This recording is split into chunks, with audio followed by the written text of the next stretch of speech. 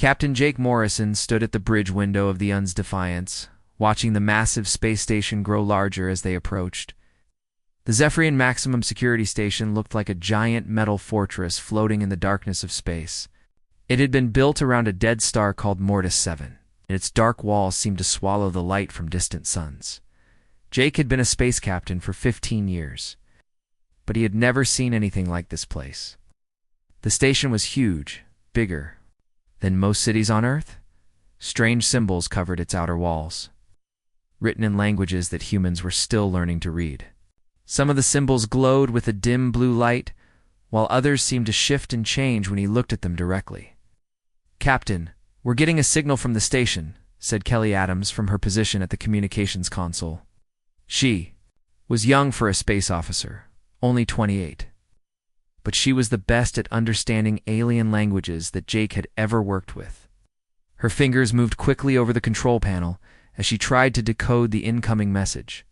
"What are they saying?" Jake asked. Kelly frowned as she listened to the strange sounds coming through the speakers. "It's not the Zephyrians talking to us, sir. It's their computer system. The message keeps repeating the same warning over and over. It says that no living being should approach the center of the station without proper clearance from the Galactic Council." Dr. Lisa Parker looked up from her research tablet. She was the reason they were here, the only human who specialized in studying the minds of alien creatures. The Galactic Council had specifically asked for her because of her work with dangerous alien prisoners on other worlds. She was calm and intelligent, with the kind of steady nerves that made her perfect for dealing with creatures that could drive most people insane just by looking at them. "The computer is scared," she said quietly. "I can hear it in the way the message is structured. Whatever is down there is frightened even the machines." Ryan Cooper, the ship's security chief, checked his weapons for the third time since they had arrived. He was a big man with scars on his hands from battles on frontier worlds. He did not like the idea of going into a place that scared aliens, who had been fighting wars in space for thousands of years before humans had even invented the wheel. "Remind me again why we're the ones who have to do this job," Ryan said. "The Galactic Council has millions of species to choose from, and they pick the humans who have only been in space for 50 years. Jake turned away from the window to face his crew, because we're the only ones who can do it. Every other species that has tried to get near the prisoner has either gone crazy or died. The Council thinks humans might be different." "Different how?" Kelly asked. "They don't know," Jake replied. "But they're desperate enough to find out. The prisoner has been silent for over 200 years. The Council needs to know if it's planning something, or if it's finally dying, or if it's just waiting for the right moment to break free." Dr. Parker stood up and walked to the window. "Tell them about the prisoner, Jake. Tell them what we're really going up against." Jake nodded. His crew deserved to know the truth about what they were facing. "The prisoner is called Nethes, the Star Eater. It's the last of a species called the Void Dragons. 1,238 years ago, it destroyed 17 solar systems before the combined fleets of the galaxy managed to capture it. Billions of people died in that war." Kelly's face went pale. "It ate entire star systems. Not just the planets," Jake continued.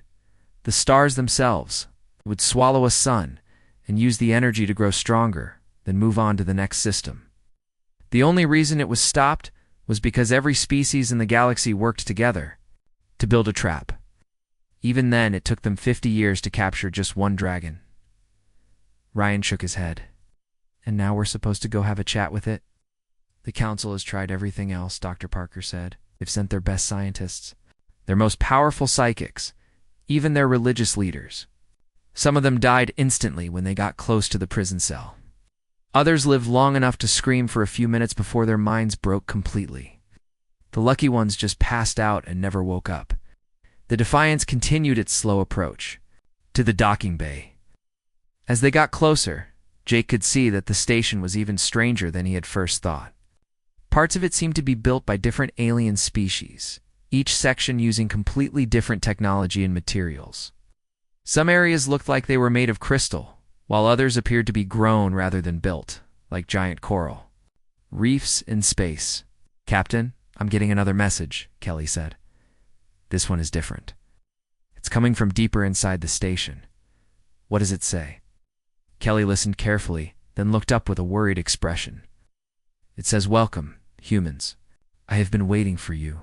But sir," the voice speaking those words, "it doesn't sound like any of the alien languages I know. It sounds almost like ... double quotes, like what? Like it's speaking directly into my mind instead of through the radio." Dr. Parker moved quickly to Kelly's station. "Play it again, but route the signal through the ship's computers first. If something is trying to communicate telepathically, we need to be careful about how much contact we allow." As the message played again, everyone on the bridge felt a strange sensation, like a cold wind blowing through their thoughts. But unlike the aliens who had tried to approach the station before, the humans did not feel afraid. Instead, they felt curious. "Interesting," Dr. Parker said. "We're definitely different from the other species, whatever effect the prisoner has. On alien minds, it doesn't seem to work the same way on us." The docking procedure took another hour. The station's automated systems guided the Defiance into a docking bay that looked like it had not been used in decades. Dust and strange alien debris floated in the zero gravity, and the walls were covered with symbols that seemed to move when no one was looking directly at them as they prepared to leave the ship. Jake gathered his crew for final instructions. "Remember, we're not here to fight. We're here to talk. The Council wants to know what the prisoner is thinking, what it's planning, whether it can be reasoned with. Dr. Parker will do most of the talking. The rest of us are here to keep her safe and to document everything that happens." They put on their spacesuits and checked their equipment one final time. Each of them carried a small recorder that would send information back to Earth even if they did not survive the mission. They also carried weapons, though everyone knew that guns would be useless against a creature that could eat stars. The airlock opened with a sound like thunder. They stepped onto the station. The artificial gravity was lighter than Earth normal, making each step feel like they were bouncing slightly. Emergency lights flickered along the corridors, casting strange shadows on the walls. As they walked deeper into the station, they passed through checkpoint after checkpoint. Each one had been built by a different alien species, designed to stop the prisoner if it ever managed to escape from its cell. There were energy barriers that could stop a battleship, gravity traps that could crush a mountain, and weapons that could destroy a small moon. But the most impressive defenses were the mental barriers. The closer they got to the center of the station, the stronger the psychic fields became. These were designed to protect visitors from the prisoner's mental attacks, but they also served as a warning. Any creature that could require this, much protection was incredibly dangerous. After walking for 2 hours through corridor after corridor, they finally reached the center of the station. Here, a single elevator led down to the deepest level, where Cell 0 waited in the darkness below. "This is it," Dr. Parker said. "Are you ready to meet the last dragon in the universe?" The elevator descended for what felt like hours. Jake watched the numbers on the display change as they went deeper and deeper into the station. Level 50, level 100, level 200. The walls of the elevator shaft were made of different materials at each level, showing how many different alien species had worked together to build this prison. "How deep does this go?" Kelly asked, her voice echoing in the small elevator car. Dr. Parker checked her instruments.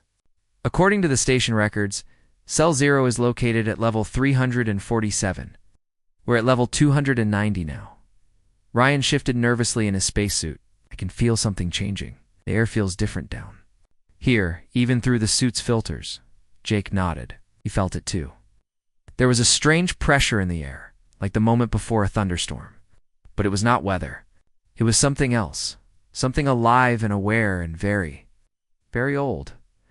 The elevator finally stopped with a soft ding that sounded absurdly normal in such a frightening place. The doors opened to reveal a corridor that was completely different from the levels above. This hallway was made of black stone that seemed to absorb light. Strange patterns were carved into the walls, and they glowed with a dim red light that pulsed like a heartbeat. "The final security checkpoint is just ahead," Dr. Parker said, reading from her tablet. "After that, we'll be in the prisoner containment area." They walked slowly down the corridor, their footsteps echoing despite the sound-absorbing material of the walls. As they approached the checkpoint, Automated scanners examined them from head to toe. A mechanical voice spoke in a language that sounded like music mixed with static. "It's asking for our authorization codes," Kelly translated. "And it's warning us that, beyond this point, the station cannot guarantee our safety or sanity." Jake entered the codes that the Galactic Council had given him. Massive doors in front of them opened with a grinding sound that seemed to come from the very bones of the station. Beyond the doors was a room that took their breath away. Cell 0 was enormous. The walls stretched up into darkness so complete that their lights could not find the ceiling. In the center of the room stood a cube made of pure energy, crackling, with power that made the air around it shimmer like heat waves. Inside the cube, barely visible through the dancing energy fields, was a shape that hurt to look at directly. "My God," Dr. Parker whispered. "It's beautiful." The shape inside the energy cube was unlike anything any of them had ever seen. It was not solid like a human or an alien. Instead, it seemed to be made of living shadow and starlight. Sometimes, it looked like a dragon from Earth's old stories, with wings and claws and a long tail. Other times it looked like a cloud of stars and darkness that moved like it was alive. "How big is it?" Ryan asked. "The energy cube is 50 meters on each side," Dr. Parker replied. "But I think the prisoner can change its size. Reports say it was much larger when it was captured." Jake stepped forward, his heart pounding. "Ethese," he called out. "We are humans from Earth. The Galactic Council sent us to speak with you." For a long moment, nothing happened. Then the shape inside the cube moved, flowed like water, and reformed into something that looked more like a traditional dragon. Two eyes opened in the darkness, and they were like looking into the heart of a galaxy. Stars seemed to be born and die in those eyes, and Jake felt like he was seeing the history of the universe. When the dragon spoke, it did not use sound. Instead, the words appeared directly in their minds, as clear as if someone was standing next to them and whispering in their ears. "Humans," the voice said, and it carried with it the weight of ages. "Small ones who burn with inner fire. I have watched your species through the memories of those who came before. You are young, but you are not afraid."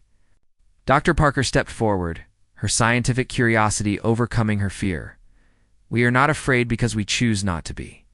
We have come to understand you, not to judge you." The dragon's eyes focused on her, and she felt a strange warmth in her. Mind? Understand? No species has ever sought to understand. They come with weapons or with chains or with hatred, but you, go. You come with questions. "Yes," Dr. Parker said. "We have many questions. But first, we want to know if you are willing to answer them." The dragon was quiet for a long time. When it spoke again, its mental voice was softer, almost sad. "I have been alone for 1,238 years. I've had much time to think about what I have done and what I have become. Ask your questions, a small one who burns with fire. I will answer if I can." Jake felt a chill run down his spine. He had expected a monster, a creature of pure evil and destruction. Instead, he was hearing something that sounded almost like regret. "Why did you destroy those star systems?" Dr. Parker asked gently. "Why did you kill so many people?" The dragon's form shifted and changed as it remembered. "People," it said, and the word carried confusion and sorrow. "I did not know they were. People, to me, they were like the tiny sparks that dance in your campfires. I saw the energy, the warmth, the light. I was hungry, and I fed. I did not understand that each spark was a mind, a soul, a life that mattered." Kelly gasped. "You didn't know we were intelligent?" "How could I know?" the dragon replied. "You live for such a short time. A human lifetime is like a single heartbeat to my kind. I saw civilizations rise and fall in what seemed like moments. I thought you were like the patterns that form in clouds, beautiful but temporary and without true consciousness." Ryan stepped forward, his hand moving instinctively toward his weapon. "That's no excuse for genocide." The dragon's eyes turned to him, and Ryan felt the full weight of its attention. But instead of fear, he felt something else. Felt the dragon's pain, its loneliness, its growing understanding of what it had done. "You are right," the dragon said simply. "There is no excuse. I have learned this through centuries of contemplation. I have relived every moment of destruction, every life that ended because of my hunger. I carry the weight of those deaths, and I will carry it until the end of time. Dr. Parker moved closer to the energy cube. When did you realize what you had done? And they captured me, the dragon replied. The combined fleets of 17 species fought together to build the trap that holds me.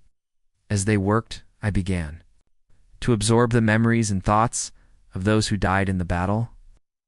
Through their minds, I finally understood what I had destroyed. I saw the families torn apart, the civilizations reduced to dust, the dreams and hopes and loves that I had consumed without thought. The dragon's form seemed to shrink as it spoke. I stopped fighting then. I let them capture me because I finally understood that I deserved to be caged. I had become a monster, even if I had not meant to be one. Jake felt his opinion of the creature beginning to change. "What have you been doing all these years in prison?" Learning, the dragon said, thinking, remembering. Every being that has ever approached this cell has left traces of their thoughts and memories behind. Through them, I have learned about the different species of the galaxy, their cultures, their hopes, their fears. I have come to understand the value of individual life, the beauty of diversity, the importance of choice and freedom. Dr. Parker was taking notes on her tablet, but her hands were shaking. "You saying that you've changed? That you're not the same creature that destroyed those star systems?" The dragon was quiet for a long moment.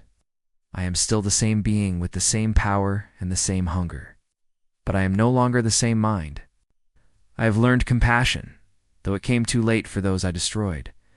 I have learned the value of small lives, though I cannot restore the ones I took. I have learned to see beauty in things that are brief and fragile, though I can never undo the damage I caused." "But you're still dangerous," Ryan said. "You could still destroy star systems if you wanted to."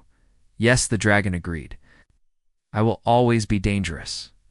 But danger and evil are not the same thing. A star is dangerous, but it also gives life. 8. Storm is dangerous, but it also brings rain. I have learned to understand the difference between destruction and creation, between feeding and murder." Kelly looked up from her communication equipment. "The station computers are recording everything. The Galactic Council will know about this conversation." "Good," the dragon said. "Let them know that Nethes the Star Eater has learned to think before he acts. Let them know that I no longer wish to be alone with my memories and my regrets. Let them know that I have something to offer the galaxy, if they are brave enough to listen." Dr. Parker looked at Jake. "Captain, I think we need to hear what it has to say." Dr. Parker set down her tablet and looked directly at the dragon. "What do you want to tell us, Nethes?" The dragon's form shifted inside the energy cube, becoming more solid and defined. It took the shape of something that looked almost human, but made of stars and shadow. When it spoke, its mental voice carried the weight of ancient knowledge. "I must tell you about my people," the dragon said. "The void dragons were not always destroyers. And we were the first thinking beings in this universe. Born when the stars were young and space was filled with more energy than it holds today, we were explorers, artists, guardians of the cosmic order." Jake moved closer to the energy cube. "What happened to change that?" "Time," the dragon replied simply. "The universe grew older and colder. The energy we needed to survive became harder to find. My people began to die, one by one, as the cosmos expanded and the distances between energy sources grew too great to cross." The dragon paused, and they could feel its sadness like a cold wind in their minds. "I was among the youngest of my kind when the hunger began. The older dragons tried to teach us patience, tried to show us how to survive on less energy. We were afraid, we were dying, and fear made us desperate." "So you started eating stars," Ryan said, his voice hard. "Yes," the dragon admitted. "At first we only took energy from dead systems, places where no life existed. But, as more of my people died, the survivors became more desperate. We began to take energy wherever we could find it, without checking if life existed there first." Dr. Parker felt a chill as she realized what the dragon was telling them. "You weren't alone.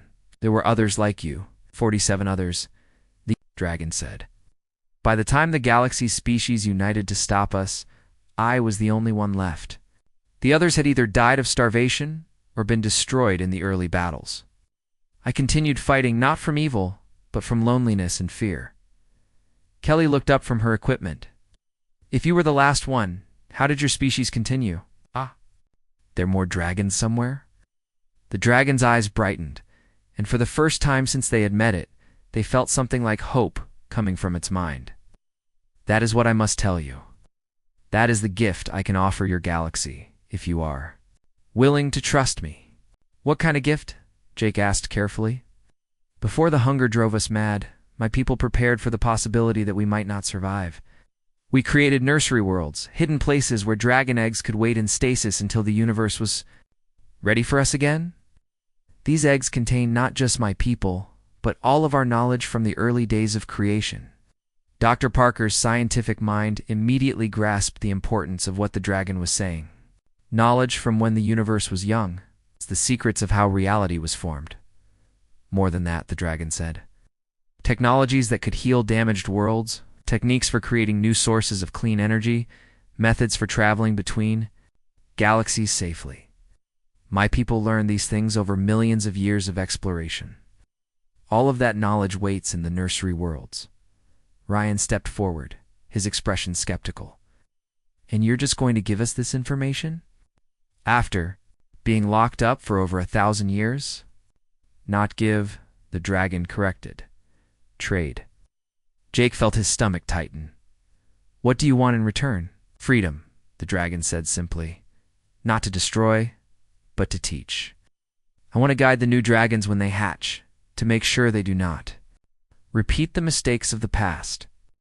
I want to help them understand that the galaxy is full of precious life that must be protected, not consumed.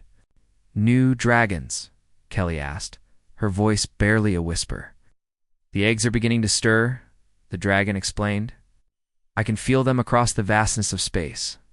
The universe has changed since they were laid. There is more life now, more diversity, more beauty than existed when my people first walked among the stars.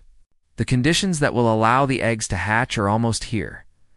Dr. Parker felt a mixture of excitement and terror. How many eggs are there? 47 eggs on 12 different worlds, the dragon replied. Each egg contains a dragon that will be born with the potential to either create or destroy on a cosmic scale. Without guidance, they will awaken hungry and afraid, just as I did. They will consume whatever energy they can find, including entire star systems filled with life. The implications of what the dragon was saying hit Jake like a physical blow. You're saying that if we don't help you, 47 new star-reading dragons will be born and will destroy everything in their path? Yes, the dragon said sadly. But if I am free to guide them, to teach them about the value of life and the beauty of coexistence, they can become something wonderful instead of something terrible. They can be healers instead of destroyers, gardeners instead of consumers. Ryan shook his head. How do we know you're telling the truth? How do we know this isn't just a trick to get out of prison so you can go back to destroying worlds? The dragon was quiet for a long moment. Then it did something that surprised them all. It began to teach. Watch, the dragon said. Just let me show. You what I mean? Suddenly, Dr. Parker felt her mind expanding. The dragon was sharing its knowledge directly with her, showing her how to perceive the quantum fields that connected all matter in the universe. She could see the tiny threads of energy that held atoms together, the invisible forces that made gravity work, the hidden patterns that controlled the flow of time. Amazing, she whispered. I can see how everything is connected. Now, you understand? A fraction of what my people learned, the dragon said. This knowledge can help your species grow beyond what you ever imagined. You could heal planets damaged by war, create energy from the fabric of space itself, even learn to communicate across the vast distances between galaxies. Kelly suddenly gasped. I can feel something, like there are voices calling from very far away. The eggs, the dragon confirmed. Your species has a natural ability to sense quantum fields. That is why you can resist my psychic pressure when other species cannot. You operate on the same frequency as my people. Jake felt a strange tingling in his mind, as if someone was gently touching his thoughts. Is that why the Council sent humans? Because we're naturally compatible with dragon abilities? I suspected, the dragon said. But they did not know for certain until now. Your species is unique in the galaxy. You have the potential to bridge the gap between dragons and the younger races. Dr. Parker was still absorbing the knowledge the dragon had shared with her. The things I'm seeing. The possibilities. We could solve every energy crisis in the galaxy. We could reverse the damage done to dead worlds. We could even extend the lifespan of dying stars. All of this and more, the dragon agreed. But only if the new generation of dragons is properly taught.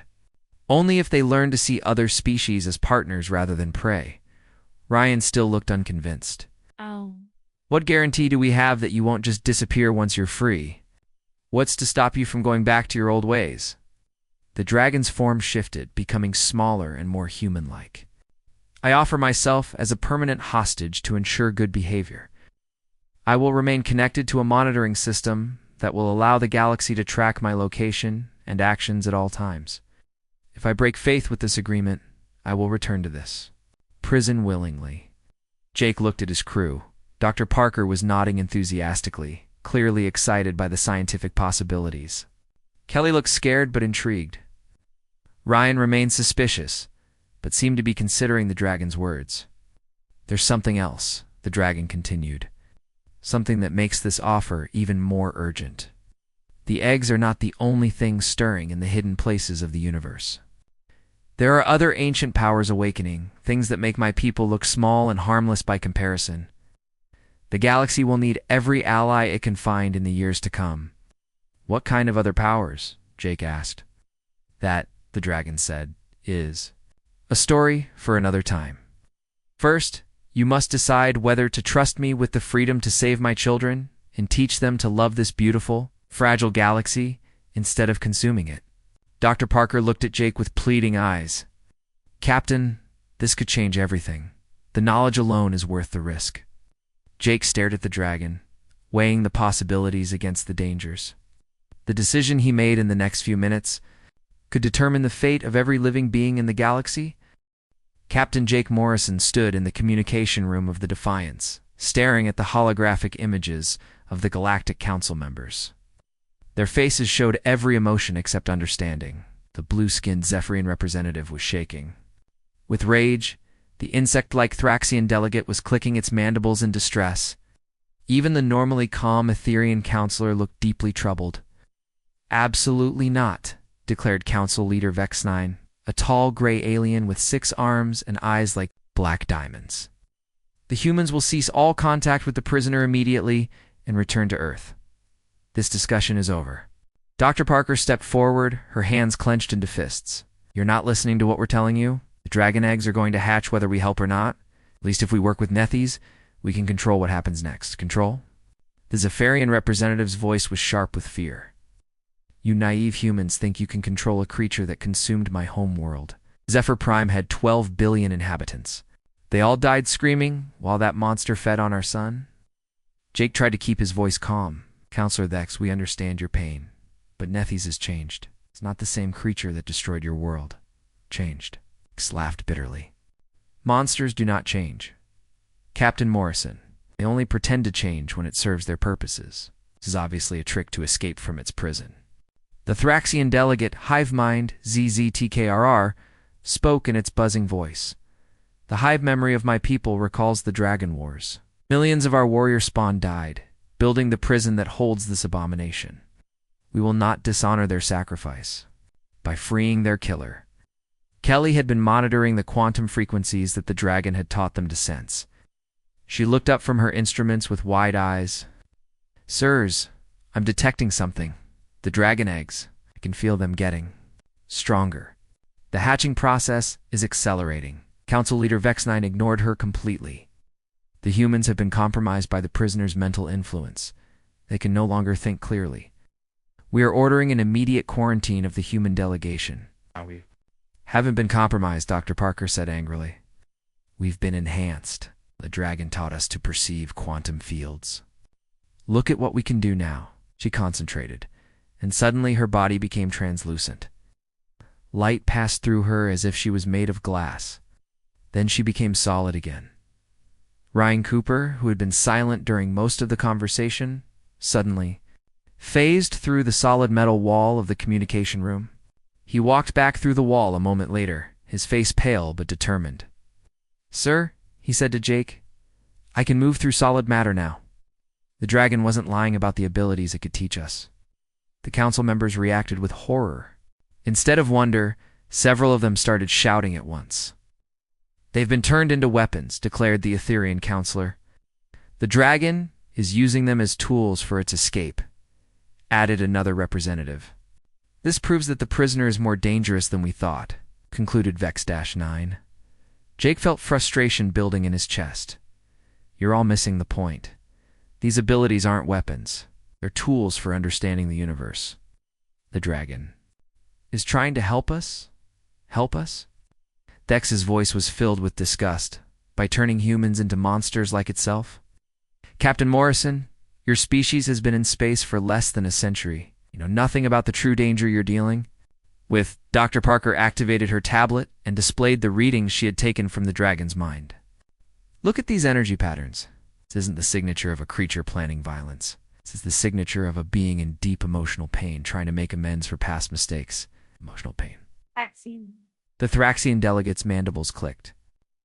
Rapidly, dragons do not feel emotions. They are forces of pure destruction, no different from black holes or supernovas. "That's where you're wrong," Kelly said. She had been learning to use her new quantum sensitivity to read the thoughts of others. "I can sense the dragon's mind from here. It's not empty or cold. It's full of regret and loneliness and hope. It really has changed." Council Leader Vex-9 stood up, his 6 arms moving in a gesture of finality. "The humans have been completely corrupted by the prisoner's influence. We are declaring an immediate military response.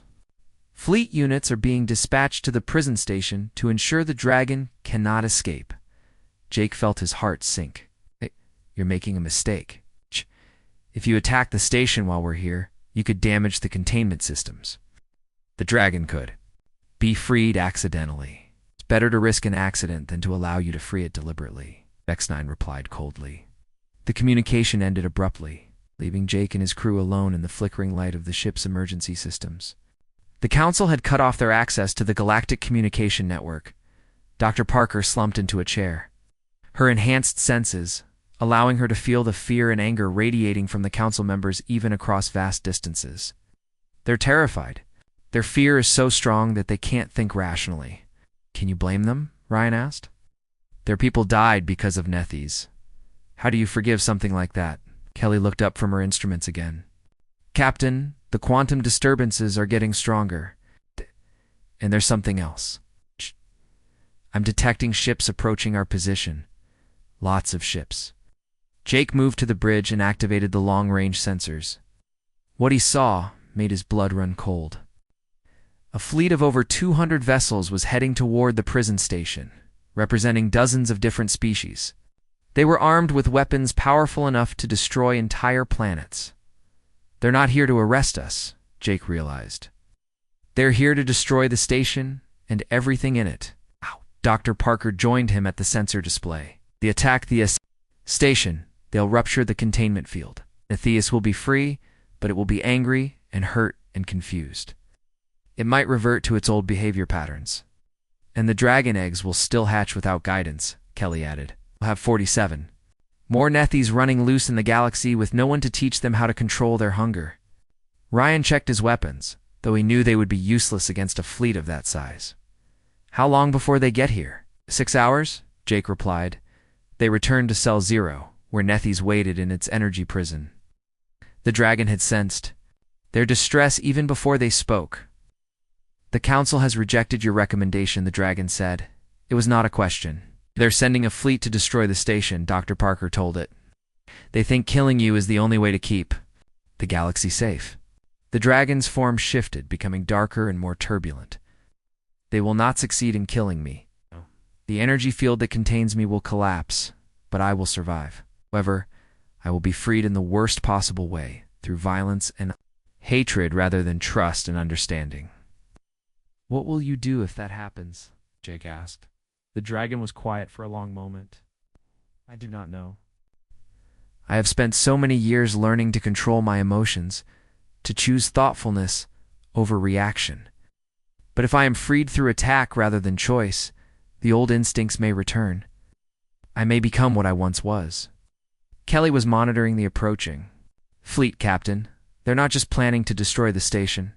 I'm reading massive energy signatures. They're bringing planet-killer weapons. They mean to destroy the entire system, Dr. Parker realized. They want to make sure nothing survives. Nethesis' mental voice carried a new tone, urgency mixed with ancient power.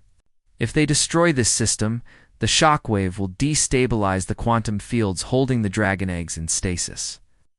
All 47 eggs will hatch at once, and the new dragons will awaken to a galaxy that has just tried to murder their last remaining elder. The implications hit Jake like a physical blow. They'll think the galaxy is their enemy. Yes, the dragon confirmed. And they will be born hungry and afraid and alone just as I was. They will consume everything they can reach, before anyone can explain to them that the galaxy is full of life worth protecting. Ryan looked at the sensor readings, showing the approaching fleet. So what do? We can't fight that many ships. Jake stared at the dragon and its energy prison, thinking about trust and fear and the future of all life in the galaxy. Maybe we can't fight them, he said slowly. But maybe we don't have to. What do you mean? Dr. Parker asked. Jake turned to face his crew, his decision made. Maybe it's time to show the galaxy that humans don't always choose the safe path. Maybe it's time to choose the right path instead. Captain Jake Morrison stood before the energy cube that held Nethes, his mind racing with possibilities. The approaching fleet would arrive in less than 5 hours, and when they did, they would destroy everything in the system. Unless he did. Something that had never been attempted before. Nethes, he said, what if we don't free you the way the Council expects? What if there was a third option? The dragon's starlight eyes focused on him. What do you mean, small one who burns with? Fire. Dr. Parker understood immediately. A mobile containment field. We use the station's technology to create a prison that can travel. It would still be contained, but you could move freely through space. The Council could not complain that we freed you, Kelly added excitedly. Technically, you would still be a prisoner. Ryan was checking his equipment, preparing for the dangerous work ahead. But would you accept that kind of freedom, Nethes? Being able to move but never truly free? The dragon was quiet for a long moment. I have been alone in this cell for over 1,000 years. To be able to travel, to see the stars again, to reach the dragon eggs before they hatch. Yes, I would accept such an arrangement, at least until I have proven that I can be trusted completely. Jake activated his communication system and sent a message to Earth. This is Captain Morrison. We are attempting an emergency solution to prevent galactic catastrophe. If we succeed, we will have saved countless lives. If we fail, please remember that we tried to choose hope over fear. Working together, the human crew and the dragon began the most dangerous engineering project in galactic history. Using Nethys' knowledge of quantum fields and the humans' natural ability to manipulate them, they started to modify the station's containment systems. Dr. Parker felt the dragon's ancient wisdom flowing through her mind as she worked with the control systems. I can see how to change the energy matrix. Instead of being fixed in place, we can make it follow quantum pathways through space. Kelly used her enhanced senses to monitor the approaching fleet. They're 2 hours away now. Captain, I'm detecting something else. The dragon eggs are responding to Nethys' presence. They're getting ready to hatch. How long do we have? Jake asked. Maybe 6 hours before the first one breaks free, Kelly replied. Nethys' mental voice carried new urgency.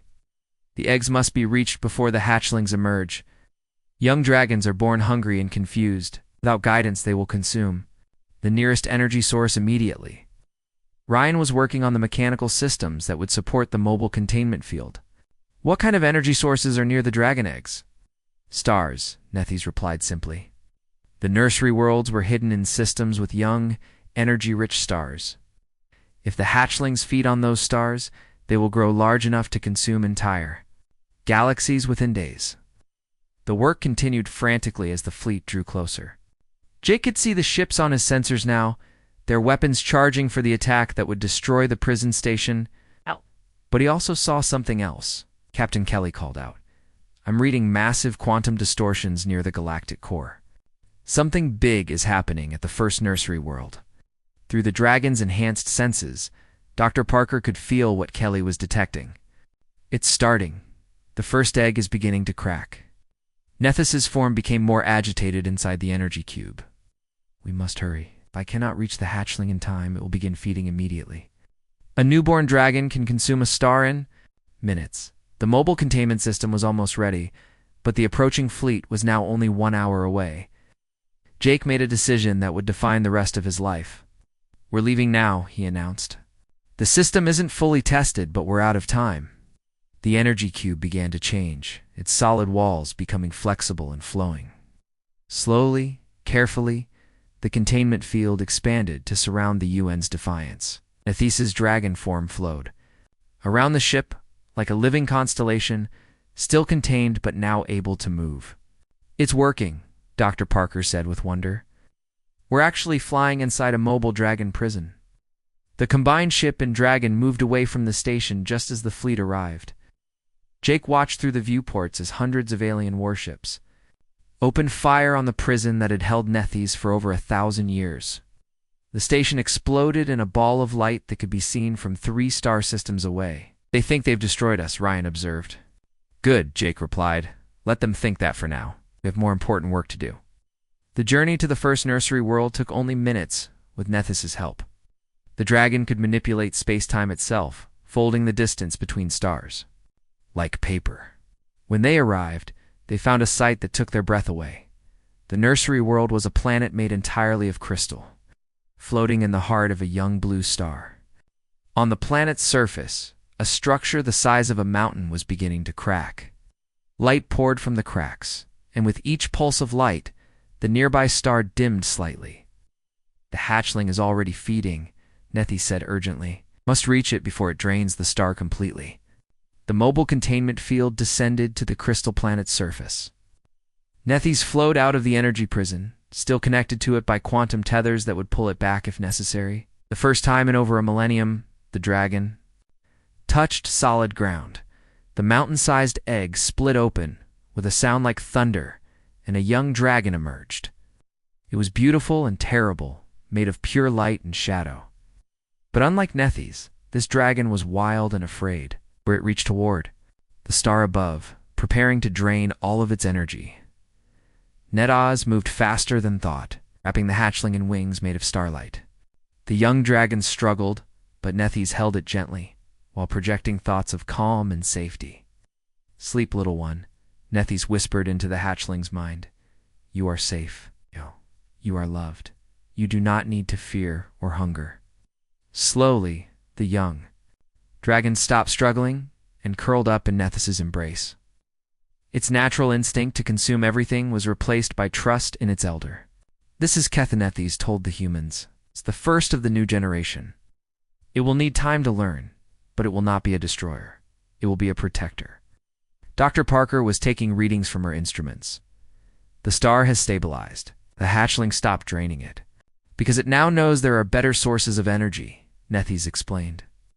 I have taught it to feed on cosmic background radiation and quantum foam. It will never need to consume living worlds. Over the following weeks, Jake and his crew visited all 12 nursery worlds. At each one, they arrived just in time to prevent a newborn dragon from destroying its system. Nethys taught each hatchling the same lessons: how to feed without destroying, how to see the beauty in small and brief lives, how to use their power to create rather than consume. The young dragons were eager students. Unlike their ancient parent, they had been born into a universe full of diverse life. They found the complexity and creativity of younger species fascinating rather than threatening. But the Galactic Council was not ready to accept what the humans had accomplished. When news reached them that the dragons were free and multiplying, panic spread through the galaxy. Several species threatened to go to war with Earth. It was Keth, the first hatchling, who solved the problem. The young dragon appeared before the Galactic Council in person, but instead of threatening them, it offered a gift. Using its power over matter and energy, Keth repaired 3 dead worlds that had been destroyed in ancient wars, bringing them back to life with new forests and clean oceans. "We do not wish to be your enemies," Keth said to the stunned council members. "We wish to be your gardeners, your healers, your friends." One by one, the other young dragons followed Keth's example. They began working with different species throughout the galaxy, using their cosmic powers to solve problems that had seemed impossible.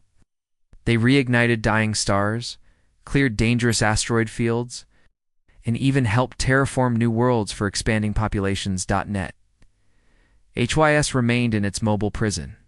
Teaching the young dragons and working closely with human scientists, Dr. Parker established the first Dragon-Human Communication Institute, where members of both species learned to work together.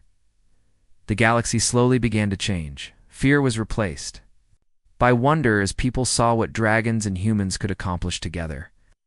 The young dragons became symbols of hope rather than terror, and humanity earned a new respect for their role as bridges between ancient wisdom and new possibilities. Captain Jake Morrison stood on the bridge of a new kind of ship, one that was part technology and part living dragon. Through the viewports, he could see young dragons playing in the cosmic winds between stars, their joy and wonder infectious to all who watched them. "We did it," Dr. Parker said, joining him at the window. "We turned the greatest threat in galactic history into its greatest hope." Jake nodded, watching as Keth and its siblings raced each other through rings of starlight. Sometimes the most dangerous choice is also the most necessary one. Sometimes you have to trust in the possibility that even monsters can change. Behind them, Nethys's voice whispered in their minds, "Thank you, small ones, who burn with fire. You have given my children what I never had a chance to be loved instead of feared." The galaxy had been transformed not through conquest or destruction, but through the uniquely human decision to choose understanding over fear, trust over safety, and hope over despair.